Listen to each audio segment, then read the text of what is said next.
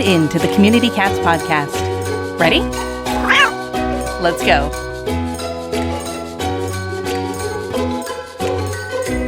Welcome to the Community Cats podcast. We are thrilled to have a special extra episode today. I am your host, Stacy LeBaron, and I have been involved helping homeless cats for over 20 years with the Merrimack River Feline Rescue Society. The goal of this podcast is to expose you to amazing people who are improving the lives of cats. And I hope these interviews will help you learn how you can turn your passion for cats into action.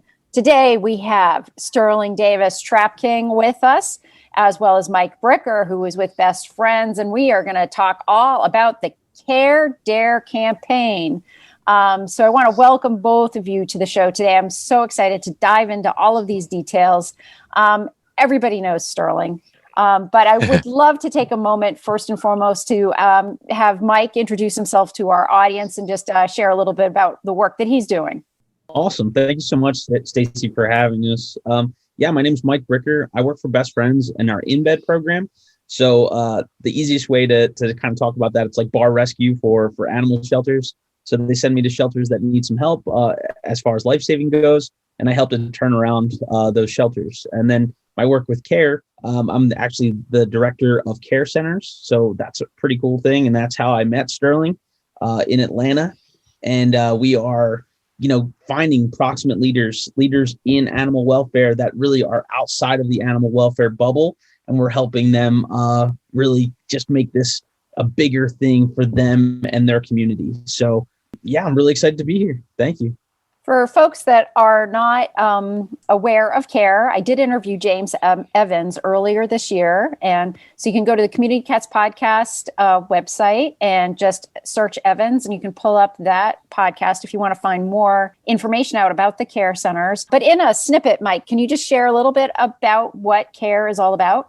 Yeah, Care is all about bringing diversity into animal welfare. Animal welfare as a whole is lacking in that category. There's not a lot of people there's not a lot of diverse voices when it comes to solving some of these big issues. So that's what Care is all about. It's bringing diversity into animal welfare through narratives and through action like care centers.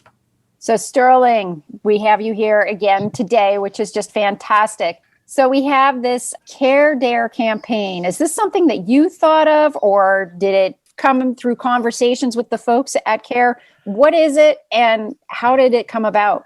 I can't take full credit for it. And thank you first for having me again. I can't take full credit for it because I remember sitting at the table actually with Mike and James, and we were piecing everything together. And it seemed like most of the things that I've been doing since I've been working with Care, the missions just aligned. So it just started clicking. As soon as we mentioned it, it was like, well, why don't we take it here? Why don't we take it a step further? Why don't we do it like this? Because like I said, the mission aligned is we want to get the word out. And this is a tool that I think will get the word out. We've actually had some situations where I went out trapping with Care and I had the police called on me. So we want to raise awareness to why TNR is important. We still want to get the word out and hopefully get more people engaged. So I can't take credit for the idea as a whole, but it was me. And usually if it's some crazy cat rescuing idea, I'm somewhere in there. So what we want to do is the Care Dare we want to set the record for the most cats trapped by an individual in a 24-hour period. So from 12 to 12, I'm going to be up a full 24 hours. We're looking to set 300 traps, probably more.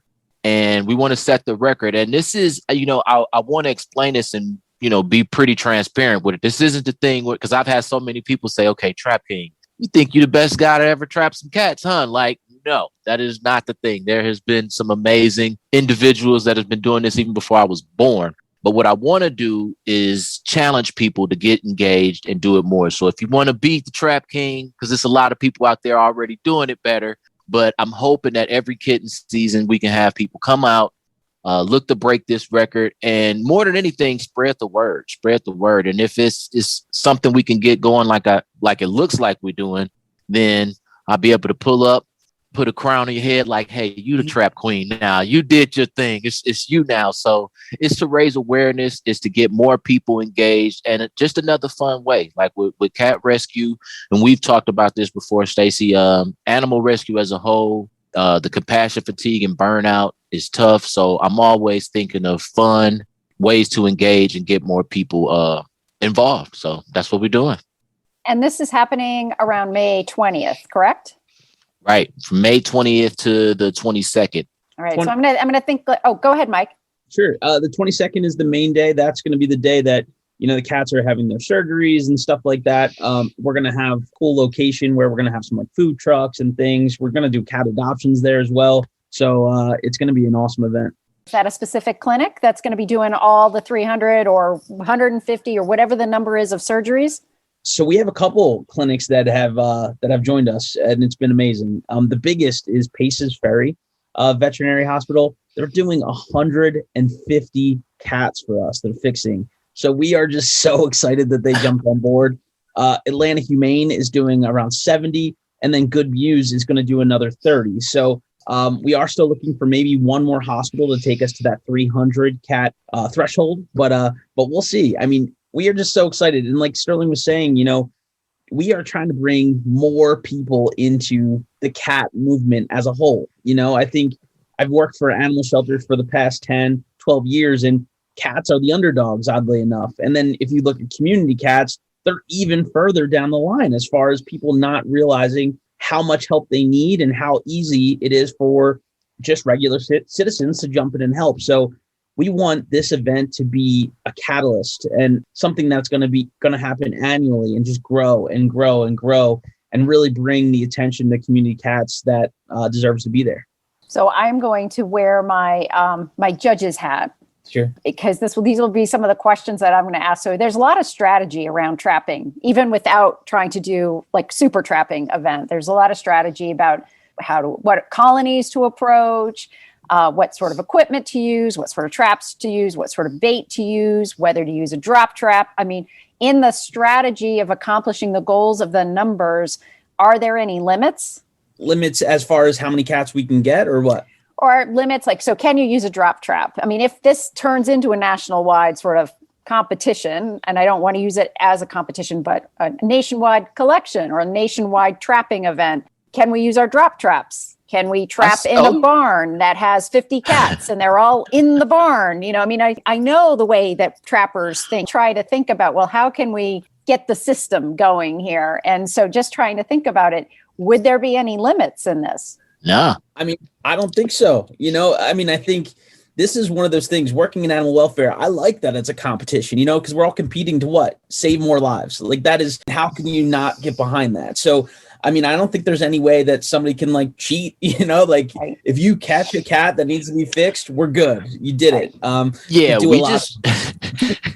We just need you saving, rescuing these cats, spreading the word, however you do it, wherever you do it. If we see the ear tip, hey, that's what I'm talking about. We want to get the cats rescued and do it in a fun way. I know some people gonna probably find loopholes, like you said, Stacy. As soon as you said that, I'm like, oh yeah, somebody's gonna be at a barn, get them all. Right. Or the colony will come to their attention in January and they'll hold it until May and say, this is I'm saving this one up for that time, that kind of thing, because it's the way that the mind works. And, and of course, also then there's this, you have to follow the guidelines of your clinics, because you don't want someone bringing 2 or 3 cats in a trap, that kind of thing. Yeah. The clinic is not going to be your friend after that day. So, there are certain, what we would think would be common sense human behaviors that we would think wouldn't happen, might happen. So just for folks that are working with clinics, with regards to the clinics that you're working with, Sterling, I mean, how are you having to present those cats in the traps? Can they have newspaper in there, or do they have to have everything out? I mean, what are the rules when you bring a cat to a clinic? Well, I'm going to tell you, most clinics, pretty much everybody would prefer for you to have a pee pad or some newspaper in there, because, that can get pretty messy. But definitely in a trap. I know a lot of people, a lot of times, even when I worked for the shelter, people would try to come in and bring a cat in a regular carrier, and say, hey, this is a TNR kitty. That's not TNR kitty. A cat needs to be in his or her carrier covered. And everybody doesn't require pee pads or newspaper, but I would highly recommend for the transport vehicle that you're using to bring it to the vet and for the vet during the process, because those babies have to use the bathroom and it can be uncomfortable, stepping on the actual trap. If you have a layer of something over there, it's not as uncomfortable for the kitty. So. Right. But no food in there and just trying to keep it so that they just don't have a lot of trash in there, put it that way. Yeah. And and that's why we have a lot of the volunteers volunteers that we're working with, so that we don't make a lot of those mistakes, because the cats don't need to eat before surgery. Things to that degree are the things we want to make sure that we keep an eye on and we do it right, because this isn't just like, hey, look at us, we about to break a record. No, this is for the cats and to get something started that'll carry on, that'll continue to help the mission. So you mentioned volunteers. So you have a group of people working with you to do this sort of trapping campaign. It's not Sterling going around to all the individual traps and physically picking them up. You have delegates, basically. So I'm glad you brought up volunteers. Yeah, we do have a bunch of volunteers. Best Friends Animal Society is helping us out with that. They have a location in Atlanta, and they have a bunch of volunteers that once they heard about what Sterling's doing, they jumped up and they want to join. So that's amazing. But Sterling's really going to be doing almost all of this work. The volunteers are going to be there to help out and provide, make sure that the cats are safe once they're trapped, make sure that they get covered right away, make sure those cats get tagged, but actually setting the traps, picking the traps up, placing them in the vehicles to be transported to the vet. That's going to be your boy right here, Trap King. He's going to be doing it. So like the volunteers will be used for like monitoring. And then for your holding area, how are you staging a holding area, or is it all happening within the clinics?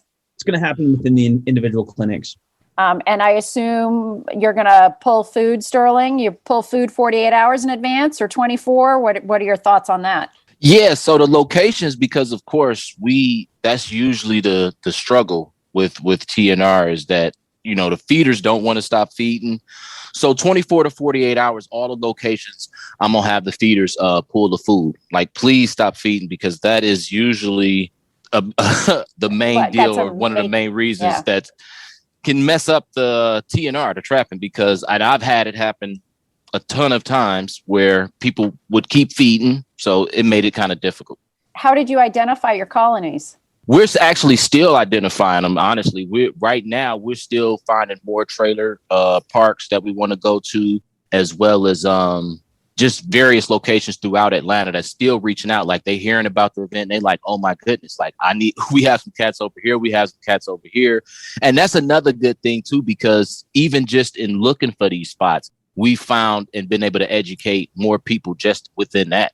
Yeah, just the thought of the event is bringing people out in droves and talking to us about the community cats of Atlanta.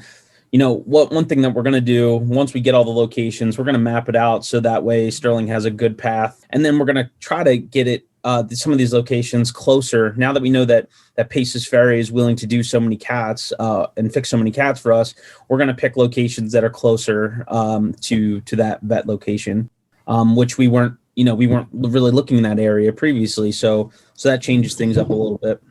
Okay, so the elephant in the room is money makes the world go round.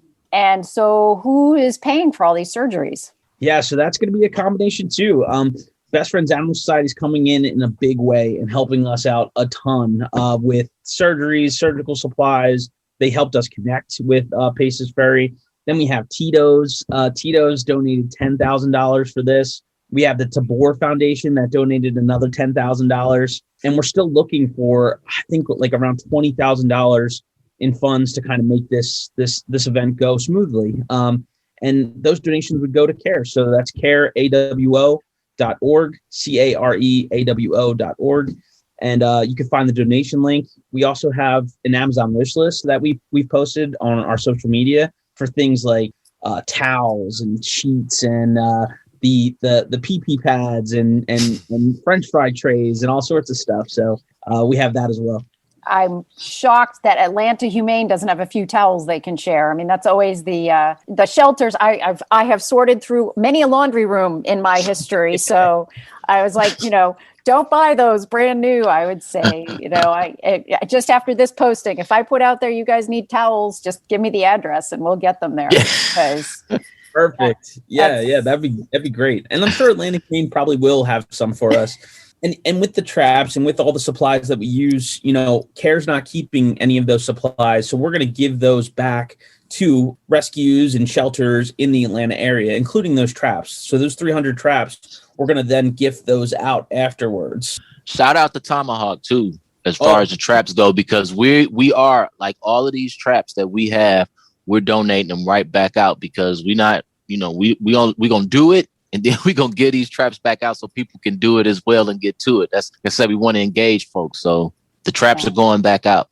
And Tomahawk is a great company. They are a supporter of our TNR certification workshops. And they have graciously offered a discount code for our supporters. So it's DCNC21 if there are any trappers out there that are not in the Atlanta area and taking advantage of these 300 wonderful traps, which would be like, the holidays in Atlanta for a lot of trappers. Really put some bows on it and it'll be just like everybody will be thrilled. But if you're across the country in other places, DCNC21, and you'll get a 10% discount off the various traps that Tomahawk has, which there's new gravity trap. I don't know if you've tried it, Sterling, but they have a new gravity trap that Brian Cordes at Neighborhood Cats worked on with them. And then they've got various other, really, they've got like a corner, a round trap. They've got all these different designs. So it's really interesting how they're really trying to work the situation. Yeah, we actually ordered a bunch of the gravity traps, and because I saw those at a cat convention before the pandemic, and they were just, I was like, wow, look at these traps, especially the gravity trap that was like all black. I was like, oh man, I want that trap. And then I even saw the round one too that I haven't caught a cat in yet, but I'm anxious to try it out some more because that was a different, and you want to like different traps, different baits. You want to be able to switch it up. So that's dope. I like that. No, there's a lot more tools coming out for our trappers too. I think there's a lot more development happening to be able to help us be more effective trappers, out in the community and that kind of thing. I've also seen that some individuals have been doing fundraising campaigns for the Care Dare. Is there actually a way to do that, or is that just folks choosing to do that on their own? People this has just been such an amazing experience. From the second that we started talking about it, people just started doing that on their own. They started these fundraisers to raise funds for Sterling and for Care. So it's been great. So yeah, if you want to start your own Facebook fundraiser and have Care as the beneficiary, all that money, and just put in the notes that it's for the Care Dare, that money will go directly towards this challenge. And again, this isn't the only one. We're going to do this every single year. Yeah, I was about to say, I don't want it to seem like it's the last. Like this is to carry on. This is the beginning. Oh, it's excellent. It's excellent. I do think that you'll have best practices after you go through it this year. You'll learn things, and then you'll be like, okay, if somebody wants to do this in Arizona, these are some thoughts and ideas about, how we can make it better, lessons learned. After being up for 24 hours, Sterling will be like, oh, I learned a lot over the last 24 hours and that kind of thing. Like a toolkit almost afterwards that kind of, everything that we learned going forward, some of the surprises or whatever. But yeah, it's going to be a good first event. And yeah, we want to make sure that we make it easy for everybody to do it afterwards. I think this is absolutely wonderful and fantastic. So Mike, are there any last details that you'd like to share with us before we sign off today? Just that, even if you want to come during that day, that'd be great. We would love everybody to be there. It's going to be a party. It's going to be a really, really cool event. We want as many people involved as possible. If you are like a community cat group and you want to participate in either this event or events in the future, please let us know. Reach out.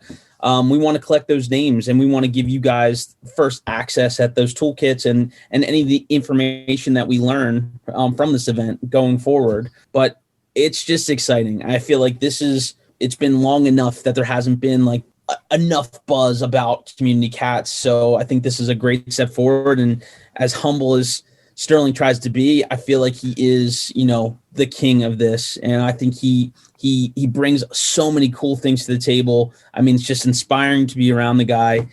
He lives and breathes community cats, and it's just amazing. And I'm so excited that, this event is really, pushing him towards the light too. I mean, I feel like, he gets a lot of press. I love it. But there can always be more. So this is awesome. Sterling, what is your past record? Have you done this before to try and set a record? No, usually it was just when I worked for the county shelter, I was just out all night doing way too much. So it was just personal records with myself. I'd go out and be like, okay, I'm starting at 11. I'm not stopping until 4 a.m. I need 100 cats tonight, or I need 50 cats tonight. Like, I'm going to go back and forth. I used to do that all the time. That made it fun for me. Like, it was fun to challenge myself. So I'm hoping people see the same thing, get involved, want to challenge themselves or challenge me. And just ultimately, again, like, I just want to promote working together, rescuing the kitties. Like, me and my buddy Shannon, Smush Mom, y'all know Smush. We've been yelling same team forever. So this is just another thing where it's like, let's come together. Let's find fun ways to help accomplish something that's bigger than us, which is these kitties rescue. So I'm hoping that people see this and like, yeah, we about to beat the king. Then we about to beat this guy. We about to break this record next year. We got this. That's what I'm hoping for. The record to be broken over and over and over again. Sounds great. I think this is going to be the next Million Cat Challenge, but for TNR, right? Right? Yeah. That would be amazing. Right. All right, everybody. So it's the Care Dare, and the surgeries are happening on May 22nd, but trapping will be before that period of time, and then they will be released probably on the 23rd, maybe some on the 24th, but that is the scoop. So check it out. I'm sure Sterling will be sharing info on his website and his social media, as well as the Care website, and possibly even some on Best Friends, I would think too. So just keep a lookout. Mike, any specific location you want people to check into for if they want to watch the play-by-play? Yeah, the Care website. The Care website is going to have the most update information, and also Sterling. That whole day, Sterling's going to have a couple people with him videotaping the whole thing, and somebody doing social media too. So this is going to be like a live event. I just am so excited for this. Folks, the Care website again, just so that everybody has it again, Mike. Yep, it's care, CAREAWO.org. Excellent. All right. Well, Mike and Sterling, I want to thank you so much for joining me for this very special episode, Breaking News by the Community Cats podcast. And I hope everybody will be following on May 22nd. Awesome. Congratulations. Good luck, guys. Thank you so much. Thank you so much. Thank you. Thank you. That's it for this week. Please head over to Apple Podcasts and leave a review. We love to hear what you think, and a 5-star review really helps others find the show. You can also join the conversation with listeners, cat caretakers, and me on Facebook and Instagram. And don't forget to hit follow or subscribe on Spotify, Apple Podcasts, Google Podcasts, YouTube, Stitcher, or wherever you listen to podcasts so you don't miss a single show. Thanks for listening, and thank you for everything that you do to help create a safe and healthy world for cats.